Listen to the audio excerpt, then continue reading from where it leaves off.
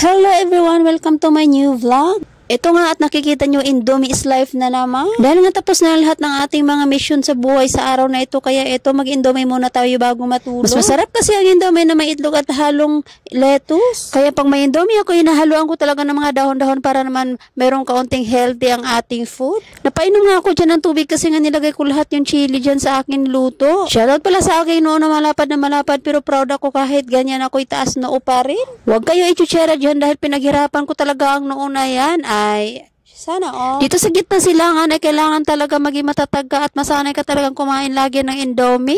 Kaya mapalad ka talaga at magpapasalamat ka talaga sa Diyos dahil sa mga biyaya na tatanggap mo araw-araw. Kaya thank you Lord sa mga biyaya na binibigay mo sa akin at sa buong pamilya ko. Hindi ko naman talaga hinangad ang maging mayaman, ang sa akin lang ay makakabili at makakaahon man lang kahit kaunti sa aking buhay. Pero mapalad pa rin tayo mga Pilipino dahil nga mayroon mga tao talagang naghihirap talaga at hindi na nga makakain sa buong araw. At dito na nga magtatapos ang ating video at maraming salamat po sa mga sumusuporta. Kaya sa mga makakanood ng mga video na ito, maaari po kayo mag-comment at mag-like at mag-share na rin sa ating video. Maraming salamat po. Kita-kits po tayo sa ating susunod na video. Bye-bye!